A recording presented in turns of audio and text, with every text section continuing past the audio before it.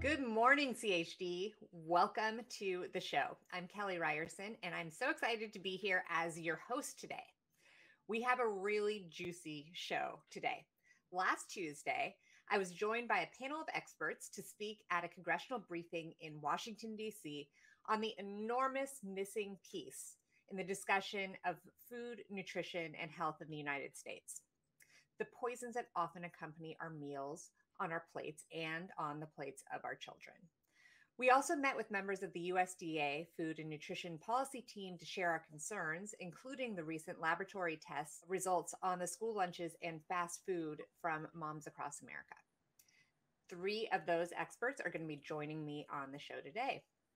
So our beef with the food system is that food can be medicine and food can also be poison.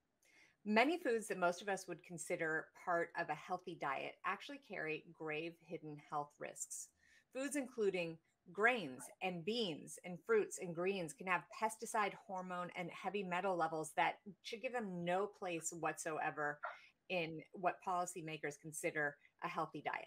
In policy discussions surrounding nutrition, including the excitement around the White House Conference on Hunger, Nutrition, and Health, many of these buzzwords are often tossed around.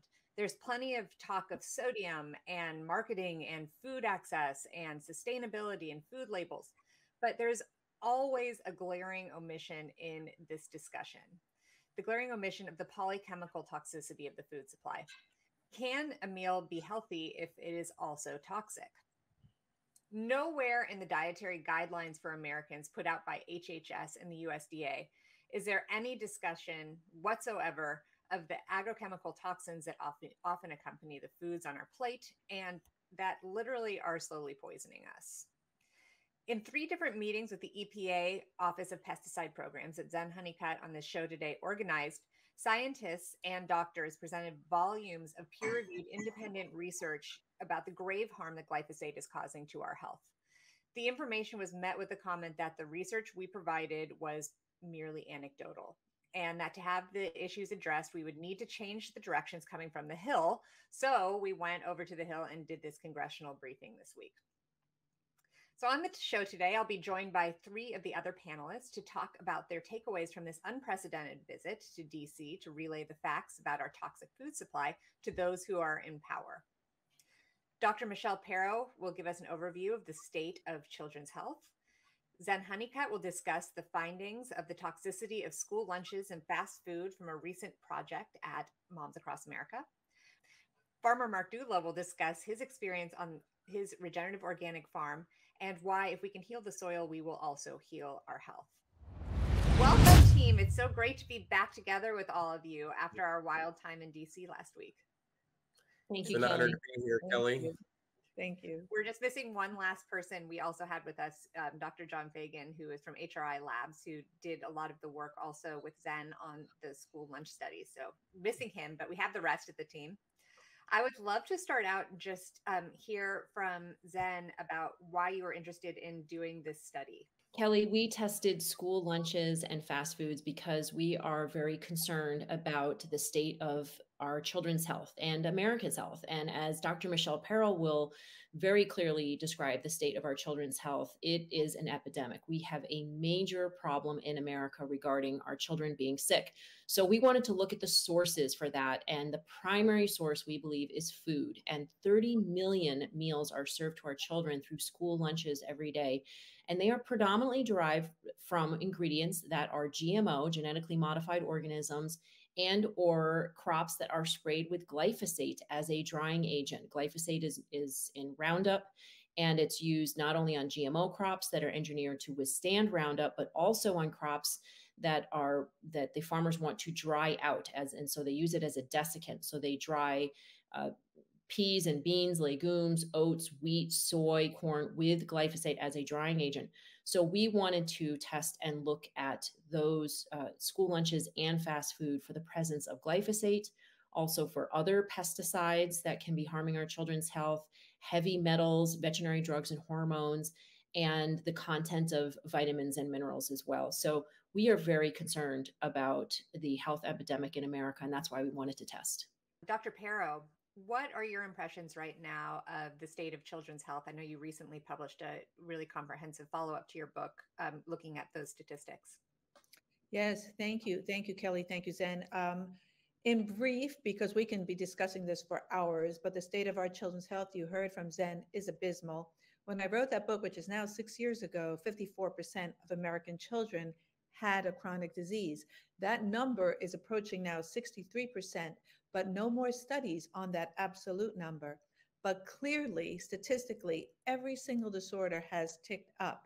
And I'll just give you a few key elements. For example, obesity, which is not benign, is affecting 1 in 3 to 1 in 5 children, depending on what state they live in.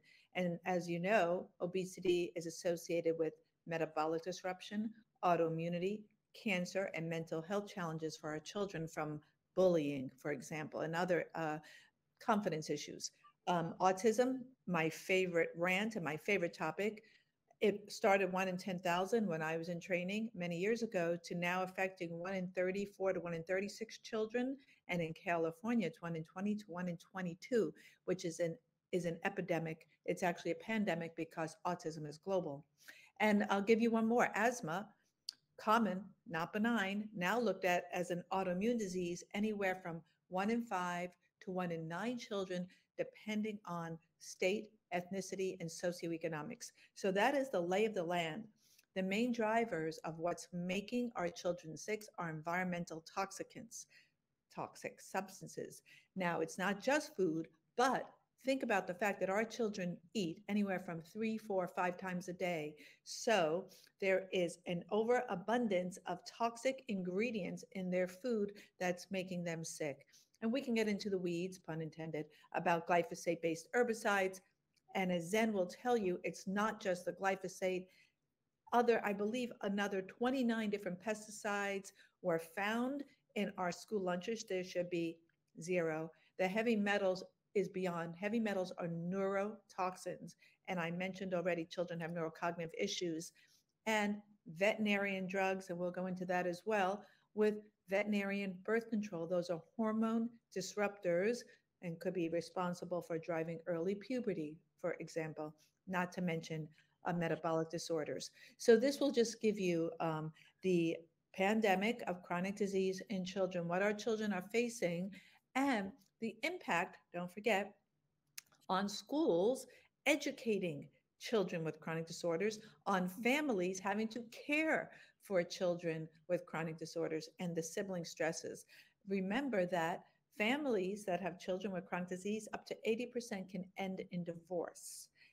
Huge parental stressors.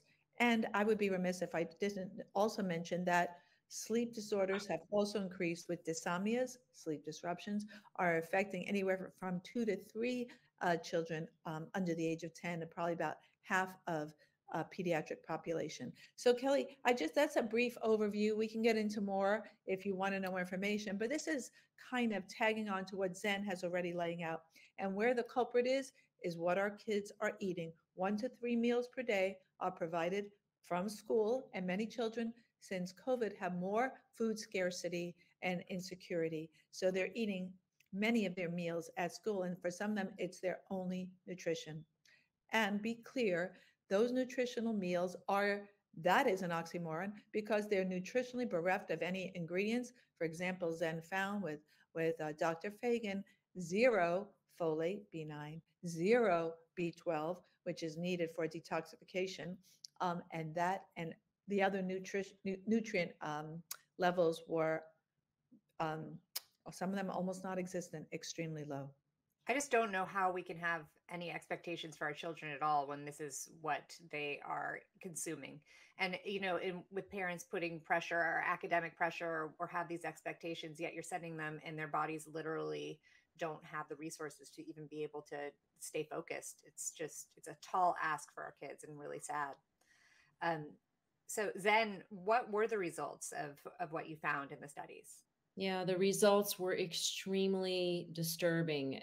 We know that the school lunches are not in great, we're just even before this testing, we knew they weren't good because the school lunch directors are given maybe $1.50 or something like that per meal to be able to supply an entire meal to our children. So the resources that they have are not enough, clearly.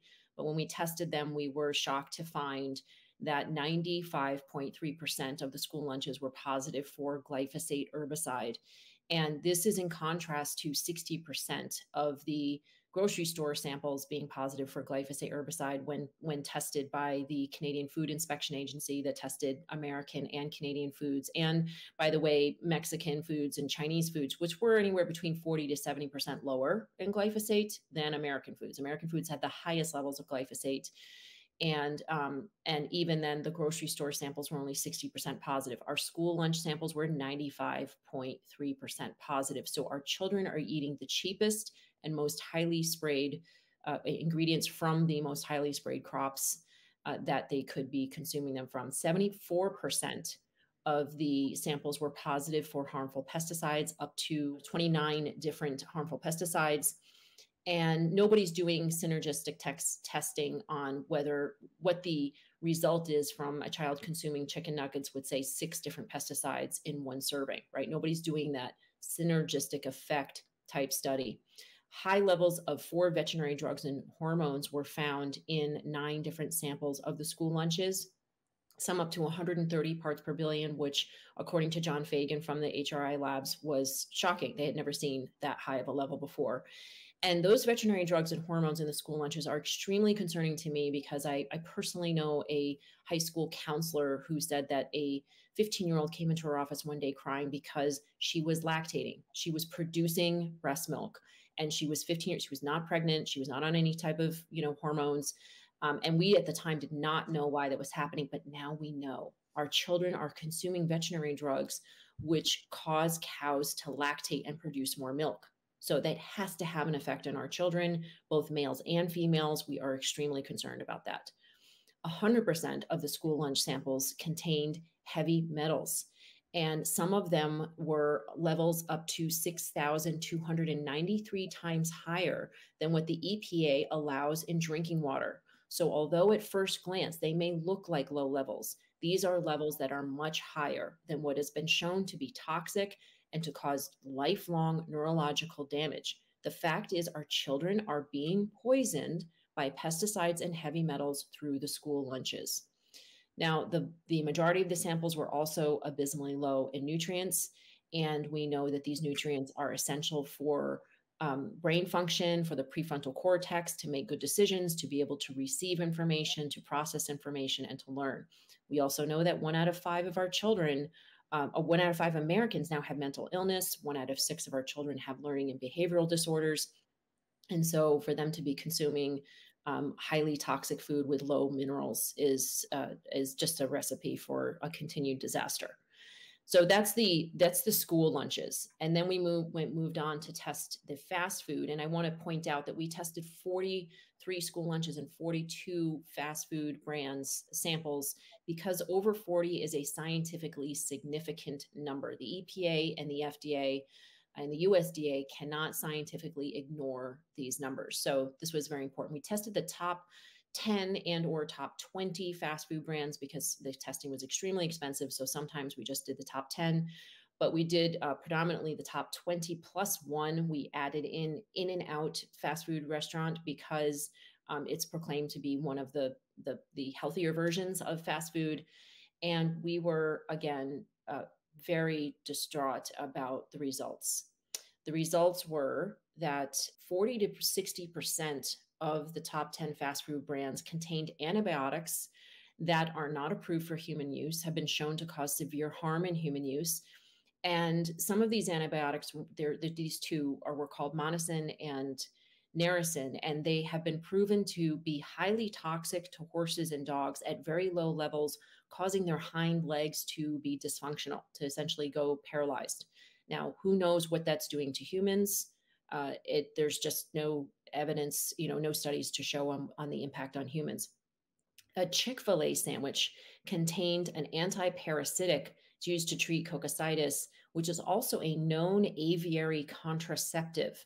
They do not give this drug called narcobazine to egg-laying chickens because it will prevent them from laying eggs, but they do give it to meat birds. And so that's why it was found in a chicken sandwich. And of course, we are extremely concerned about human beings consuming a known aviary contraceptive. 100% of the samples were positive for glyphosate, if it was just trace levels, but there were at least traced to very high levels of glyphosate in 100% of the top 20 plus one fast food brands. 76% of the top 20 plus one fast food brands contained heavy metal cadmium at levels between 74 to 1,158% higher than what the EPA allows in drinking water. 100% of the samples contained trace amounts of or higher of lead, and the highest amount was found in a Sonic cheeseburger at 912% higher than what the EPA allows in drinking water. And of course, lead is incredibly toxic and harmful. So also 100% of the samples had abysmally low levels of minerals and vitamin B.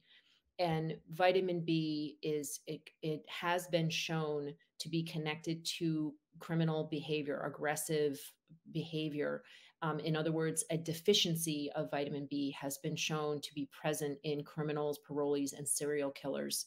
From a study that from Barbara Reed Stitt, it's explained in a book called Food and Behavior: A Natural Connection. She is a Lifetime Achievement Award winner with over 20 years of studying food and behavior. And she noted that the one thing that the parolees, serial killers, and criminals and high school dropouts had in common was not their socioeconomic background or their race or where they lived, like in an urban city, as one might suspect. It was actually whether they were rich or poor or whatever race they were, they bragged that they lived on junk food. And they were also deficient in vitamin B. So we tested the samples for vitamin B and found them to be abysmally low. In fact, in order for a person to meet the recommended daily intake of vitamin B, a woman would have to consume 333 Chick-fil-A sandwiches. A man would have to consume 380 Chick-fil-A sandwiches. On average, across the board with fast food samples or fast food meals, they would have to consume about 74 meals of that one type of fast food meal in a day in order to meet the recommended daily intake of vitamin B3, which again is connected to violent behavior. So at Moms Across America, we believe that we need to be focusing on nutrient-dense, safe food, that perhaps focusing on more gun laws that criminals are not going to follow anyway is, will not be as effective as focusing on how to provide access to nutrient-dense, safe food for not just children in our school lunches, but for Americans everywhere. So every time I hear you talk about this, I'm shocked each time, and I've read the study, and I just have to ask Dr. Pero, what do other pediatricians or physicians say about this? Do they have any awareness of the fact that our food holds these things? Do they even know what the risk would be of being exposed to such a thing? I've heard very few pediatricians address the nutritional content of their patients' diets, even ask the questions regarding dietary intake, nor do they test for nutrient levels, nor do they test for environmental toxicants. You can measure all of these things in kids via lab testing. It's not routinely done, it's not taught, and it's not done. The school lunches, I've heard anecdotally some pediatricians say, oh yeah, they're horrendous, but don't step up to do something regarding educating families. And we'll get into the solutions because we are solutionaries. So we have to recall that in mainstream conventional medicine, physicians are not trained nutritionally, but pharmaceutically based. There's a year of pharmaceutical education. Schools average, I got 2 hours from 2 weeks to nutrition. So this is not a focus. Yes, there is some shift, but it's not enough. So we need to educate health practitioners and providers. Now, parents can go outside of mainstream medicine and find holistic nutritionists and holistic coaches, naturopathic physicians, et cetera. But this is often out-of-pocket expense to help families. When I test children for nutrient levels, they are abysmally low, and you have to know how to do these nutrient testing. And oftentimes, only some of these nutrients are covered by insurance. When you test them for these environmental toxicant panels, the pesticides in their urine, it's an easy enough to do. It's a urine test for kids. It's off the charts. When you test for the pesticides, the metals. And remember that when you switch a diet from conventional to organic, those pesticides clear. Children can clear the pesticides and it happens quickly. Unlike heavy metals that redistribute and deposit in fat that are much harder to get rid of. That's why I was kind of, when I saw Moms Across America and Zen's research, I went, oh, 100% with heavy metals, they're very hard to remove. The pesticides are easier. All you have to do is stop eating it. This is an easy fix. And remember as well, Kelly, and our panel, that in 2015, Dr. Gilles Serralini, in a study out of France, showed that pesticide formulations are contaminated with heavy metals like cadmium, cobalt, chromium, arsenic. So when we stop the pesticide spray, you'll be reducing some of the heavy metals, not completely. So just by switching our children's food from conventional, highly processed food wrapped in plastic to organic regenerative food, and I know you're going to hit up our dear friend and colleague Mark Dula about how to do that, we can reduce the main driver. And we didn't get into it. We can briefly, if you'd like, talk about what it is. Glyphosate-based herbicides, they are the most prevalent, but all the pesticides are toxic, and some are even more toxic than glyphosate-based herbicides, but that is the most common pesticide. It's an herbicide sprayed, and we know that glyphosate is an antibiotic patented by Monsanto Bayer itself. It binds the minerals, and that's why our kids are so mineral deficient. It impairs detoxification. So kids can't detox from their microbiome because it's an antibiotic, those bugs in their gut, nor from their liver because glyphosate-based herbicides block it. And also it's an endocrine disruptor. Last but not least, there are at least I can name 20, 25, 27 things that glyphosate is bad for health. It is carcinogenic. And in DC itself, while we were there, one of the groups, health research groups in DC, just posted recently this summer how pesticides cause, not correlate, cause cancer in children. So this is what we are doing to our children via the 30 million meals served daily to our national. And be clear, this is not what children in other countries are eating. And we can go into that further too, if you'd like, Kelly. Yeah, certainly it can't get much worse than what we have, I think, in the United States. So Mark Dudla, our resident regenerative organic farmer, are these results surprising to you? And how do heavy metals get into our foods? So the soil is much like the gut of a human. If we simply we know how to fix it, right? If we take the toxicity away of the pesticides, herbicides, or heavy metals, we can do the same thing to the soil. We can heal the soil. So by using regenerative biodynamic processes, we can undo the toxic effects of the chemistry. And don't forget that glyphosate is a patented mineral chelator. It's a binder of nutrients. So actually, in a way, it's an anti-nutrient. So that not only does that make it unavailable to a human, but it does the same in the soil. We're tying up nutrients as well. So if we just simply stop using these products over time, farm organically like we've done for thousands of years, chemistry is relatively a recent issue. I think we can get back to health, human health and soil health, and they're directly linked together. And it was wonderful because Mark also brought with him some sunflower seeds that were so delicious for people to taste from his farm. And it's just so amazing to just have something that is as nature intended. It's just so rare because even sometimes organically produced foods sometimes don't have the richest soil. And so when you're really fostering that soil, you can really taste a difference, I think, in the food. That we actually tested Mark Dudla's beans, his black beans, Moms Across America did, in comparison to black beans, organic black beans and conventional black beans from the grocery store. And we did find that in general, the black beans from Mark Dudlow's farm were higher in nutrients. And that's just what we believe we're going to see across the board with either regenerative organic farming or biodynamic farming, because exactly what he just talked about, the soil organic matter will be more nutrient dense, more and make more nutrients available in the plant, which then makes more nutrients available to human beings and makes our health better. Mark, when people complain that there's no way that farmers could use your practices because yields will be too low and people will go bankrupt and people will starve, which legitimately are some of the arguments that come from industry, what do you say to that? I say malarkey. It's not true. We have farmed thousands of years this way using this system. Chemistry is relatively recent, and chemistry increases the production costs as well.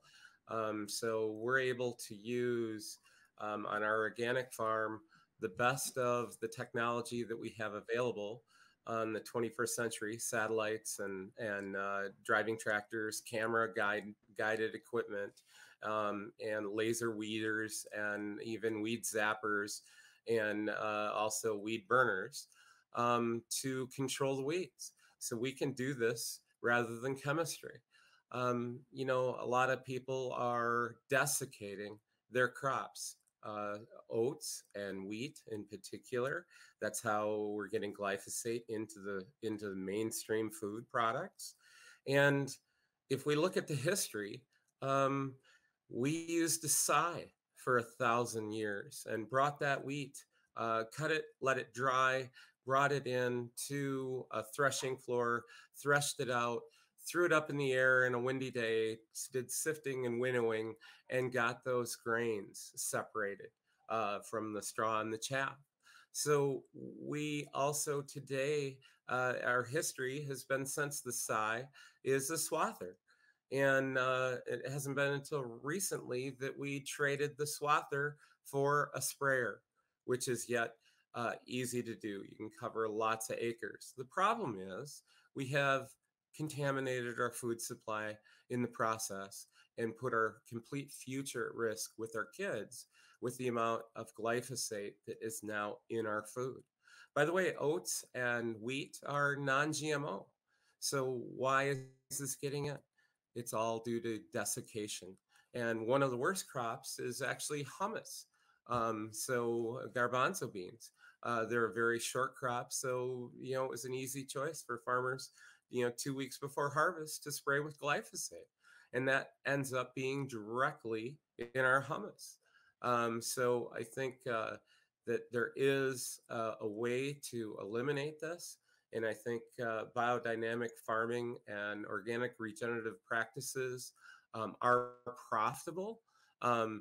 It does require more labor, but it's a labor of love in that swather, knowing that I'm preventing the contamination of the nation's food supply by farming with these tried and proven organic methods. The other part of this is the financial piece.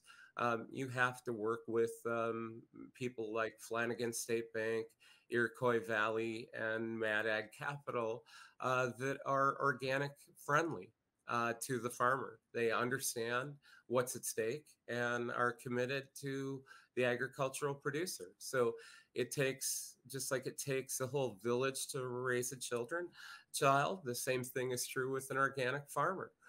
We need all of these systems in place to fix the problems. And certainly, we can see what happens once you get on the slippery slope of calling a pesticide quote unquote safe. We go to the abyss quickly. Absolutely. And so what you're doing on the farm is feeling more labor intense, and it's this labor of love. I just wondered where this love comes from. It's very unusual. Well, many organic farmers have a history of some sort of health issue in their family. put an extraordinary amount of effort to create this clean food for Americans. And that's a lot, and it's really admirable. And I wondered where you found that passion and love for putting in all of that work. Well, the passion came actually from my mentor, my father, Earl Dudla. He had a life passion for agriculture and farming. He's actually the little boy in the bucket on the back of our packages at Dudla Farms Organics. Um, Full of vitality and loving to do chores and loving agriculture. He was diagnosed in 2008 with mantle cell lymphoma. And in 2011, we lost Dad. They said it was the exposure to herbicides like glyphosate and atrazine, insecticides like diazinon, and degreasers. What are degreasers? Degreasers are also surfactants. Surfactants are used in herbicides, making the formulation of the active ingredient enter the plant even easier. We're not even testing those things together to know what health outcomes are. So really it becomes a dynamic duo of the surfactant plus the active ingredient that can become very toxic. And we don't even understand the full effect because we're not even testing that correctly. So anyways, that's really where the passion came for food. I was a proud conventional farmer that really bought hook, line, and sinker that I was feeding the world. But I truly didn't know at what cost. And it's interesting the hamster wheel that the American farmer is caught into today. So that hamster wheel starts with buying these herbicides and synthetic products, applying them all your life, and then getting to the end of your life and having a nest egg and getting cancer. And then that same company that sold you those products now is the same company that sells you the chemotherapy to try to put a few more years onto your life. My dad was worth $1 million by the healthcare community. And it's just tragic that the American farmer is trapped in this endless cycle of toxic pesticides and then potentially cancer or other diseases at the end of their life.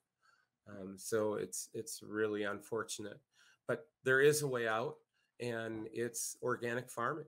So we transitioned 40 acres in his honor, and since then have transitioned another 1,425 acres. And so now on our organic farm, we are growing 25 different crops. So diversity is really important to soil health and human health. And we're allowed that to do that with organic farming systems. We're not locked into just corn, soybeans, and wheat, and then a whole food industry synthesizing that into 6,000 SKUs inside a grocery store, of which none of us can eat, should eat. And don't let me lead you astray either. We can have organic junk food too.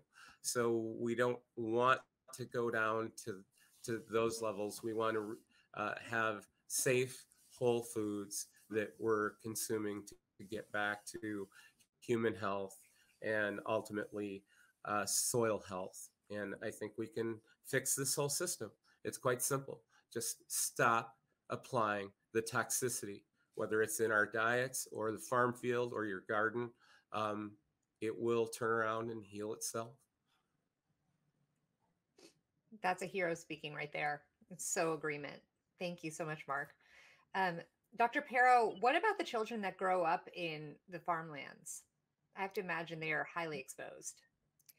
So this is an interesting point because Mark mentioned the fact that indeed growing organic regenerative food takes more hands. And there is a shift now of young people back to farming, and it's happening across America. So kids who grow up on farms actually have a more diverse microbiome and have been shown to be healthier. And there's great data that kids who grow up on farms have less risk of atopic diseases, which are asthma, allergies, including environmental allergies and food allergies. Yes, eczema, asthma, and environmental allergies. So this is a great transition because you acquire the microbes from where you live, where it's the family dog or the farmland that or school. kids acquire microbes which modulate their immune system as well as the chemicals that run their brain. There's also something else I wanted to tag on. Mark had said so many wonderful things that regarding those ultra processed foods, even when they are organic, ultra processed is ultra no, zero nutrition.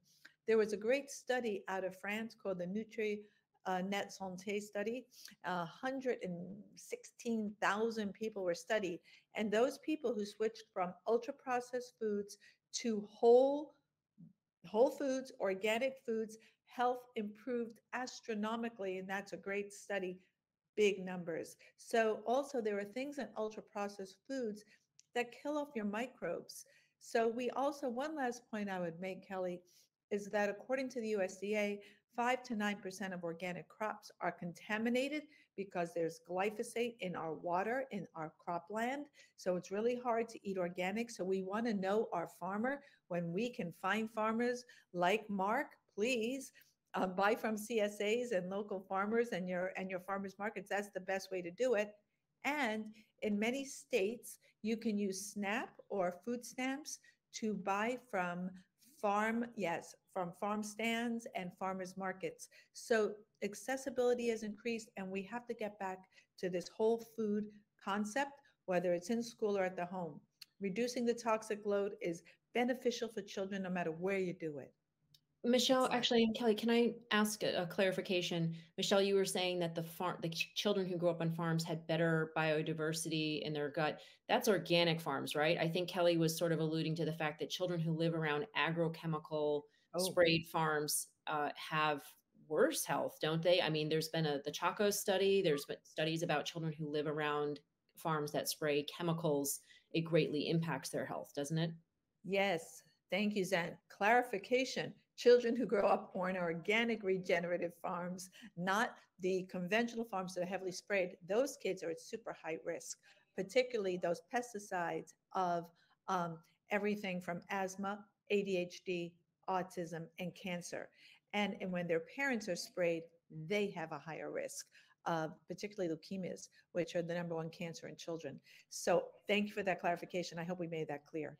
And Kelly, can I add that it's not just children that live around farms that are impacted, it's children that do not live around farms. For instance, my son had the level of glyphosate in his urine of a farmer, but he did not live near a farm. We lived in suburbia in Southern California, and he had a sudden onset of autism symptoms. And we detected 8.7 parts per billion of glyphosate in his urine. And we believe that was because he was eating wheat, which is sprayed with glyphosate as a drying agent. And it impacted his gut. The glyphosate impacted his gut, as it has been shown to do in scientific studies. It destroys the beneficial gut bacteria and allows for the proliferation of pathogenic gut bacteria, which can then lead to inflammation in the brain and autism-like symptoms.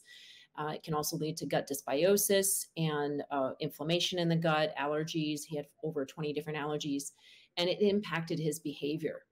And I want to share a story about a different child. So my son had these autism symptoms, and he recovered his health within 6 weeks or so by not eating, glyphosate and eating organic, and his autism symptoms recovered. But there was another child that was brought to our attention by a Moms Across America mother who wanted us to know her story because another school shooting had just happened. I believe it was the one in Florida. And so she called us. It was actually a person who was translating for a Hispanic mother. She had language barrier. So it was a Moms Across America support called us on behalf of her. And she said, my friend wants you to know that she wants you to keep speaking up about the toxins in the food supply, because her son, when he was 9 years old, had a mental health issue. And she knew this. She told the school, they ignored her. And then one day they called her and said, you need to come pick up your son because he just threatened to blow up the school with a bomb.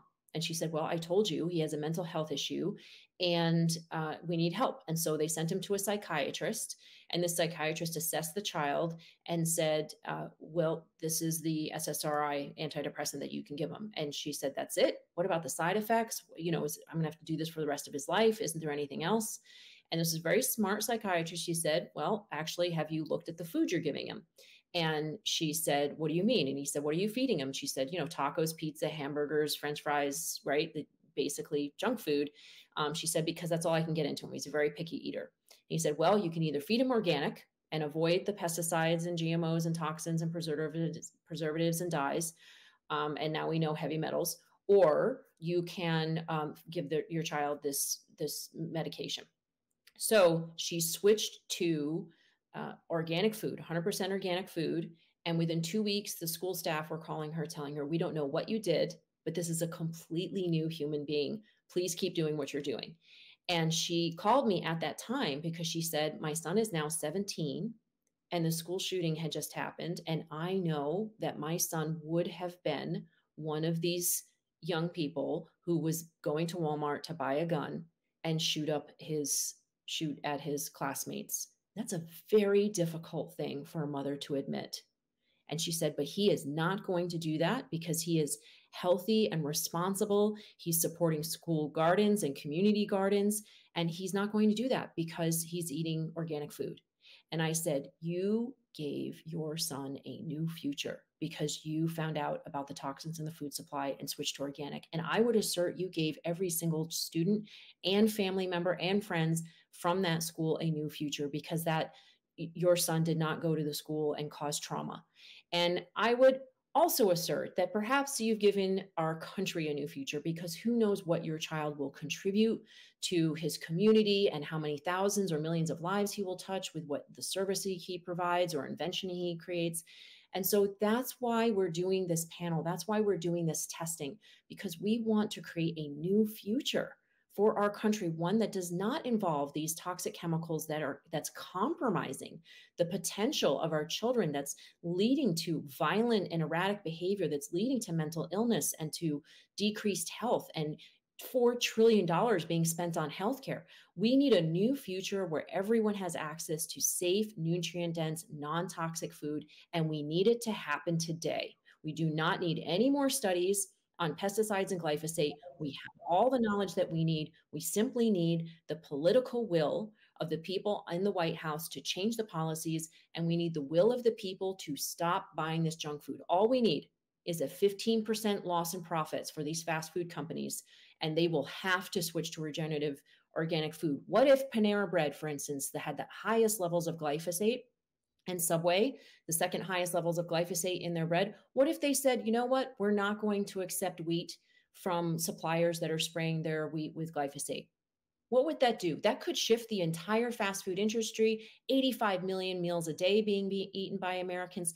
That would cause a massive shift in the food supply. So we assert that the person watching right now has the opportunity to transform the food supply and just stop buying fast food, stop allowing your child to eat these school lunches, make organic food instead, buy from farmers like Doodla Farms and regenerative organic farmers across the country. There's over 17,000 of them, Mark, that need your support. And we can then get this food to school lunches and, into our school lunches, into our meals every day. And we can heal America with safe, non-toxic, nutrient-dense food. It's beautifully said, Zen. And it is appalling that these things are still allowed on our food. And I think that when we went and we did our briefing, that there were some open ears, particularly among some of the young aides that were there, to learn more about this and understand, because very likely they have their own health issues that are likely oftentimes unexplained by conventional medicine. So when we were there, we had some action items that we requested of our elected officials, and when we went over to the USDA. And number one on that list, which won't surprise you given all the way we've all complained about it, is to stop this pre-harvest desiccation using glyphosate on our farms, just to dramatically and immediately decrease the level of exposure of glyphosate in our food. And there have been other petitions around it, including one from Farmers Footprint and from EWG. And there's a bill that's forever been lingering to stop the pre-harvest desiccation that still has not advanced through Congress. So our ask was, let's get this done now. But also with the understanding that doesn't mean then go and spray some other highly toxic, potentially more toxic pesticides for use as a desiccant in its place, because that wouldn't be great to bring in the 2,4-D and dicamba and other pesticides. Also, the farm bill is coming up. There's a lot of debate right now on the Hill about what that farm bill is going to look like. Those farm bill dollars absolutely must go towards regenerative organic agriculture if our farmers are going to be able to financially afford to make the transition over to what we need in order to have this clean food on our plates. We also really requested that they insist that the FDA test all of our food for toxicity levels, because right now, as we learned at the USDA can monitor things like sugar and sodium, but they are not allowed to consider the toxic ingredients because they are not truly food ingredients. That was masterfully designed, certainly by the agricultural chemical industry, to make it really hard to regulate how much of chemical residue we have on our plates. That's something that absolutely has to change. Our panel is going to be meeting next week with the FDA to talk to them, with the hopes that then they don't kick us back to where we started in the EPA, which is what they tend to do, because someone has to be able to address this. So at the end of the day, what our hope is that these school lunches can change, that we can get clean food into the hands of the local school districts so that they can be serving this regularly to our children. And we can, Michelle might go out of business, as or Dr. Pero here might go out of business, because our children could regain health. And wouldn't that be something? Well, I just want to hop in with one more fact about the testing that I want people to make sure to know. Impossible Foods has insinuated that having their foods in fast food places is a healthier option for fast food. So some people may go towards the fast food options. We tested 2 Impossible fast food options at Burger King, one at Burger King and one at Starbucks, and a breakfast sandwich. And the Impossible Foods had nearly double the amount of glyphosate than their meat counterparts. So please do not be fooled into believing that the Impossible Food options at your fast food place is a viable option for, better health. Please do take the time to buy organic, grow organic, eat organic, support regenerative organic and farmers especially, and just start asking about it and talking about it. That's how we're going to raise the awareness and shift, the marketplace. So I would also add that, thank you for that, Zen. Also, we have to remove the handcuffs that industry has on our government. Government should be stepping in behind this immediately, allowing Lunchables, which are extremely unhealthy, no nutritive value. CHD did a fabulous article on Lunchables just recently. Please take a look at that to see that this is not the solution to allow Kraft to make $1.4 million off a contract for school lunches. That is not what we're talking about. There is no nutritive value. Even the producer of Lunchables initially said, we just had some extra bologna, didn't know what to do with it. So don't feed it to our kids. We shouldn't even be feeding it to our farm animals. Don't feed that anywhere. So that is the other thing. So this is a governmental asset. We need to get behind this immediately and make this immediate transition to organic regenerative. We don't have time. Our kids are sick now. So, and when we change their diets, the kids get better. We have programs in place. I know Mark can address it. I can as well. We all know these programs. When they change kids' school lunches from conventional to organic regenerative, within a month, attendance improved, focus improved, kids were happier, teachers were happier, parents were happier. Win, win, win. So please put me out of business and let's make this transition. This is a governmental, I would have to say, demand that needs to be met. And by the EPA's own act of 1976, their own Toxic Legacy Act, our children's school lunches violate their own act as from containing heavy metals. So yes, the EPA itself needs to ban school lunches because of their heavy metal content. Right there, that should be the end of the discussion for what our kids are eating. I would like for Dr. Pero to run for president. Thank you. That's next. All right. Well, it's time. Thank you so much, everyone, for joining us today on this to discuss this really important topic that we absolutely must address immediately. Once again, thank you to the panel members, and we'll see you next time on Good Morning CHD.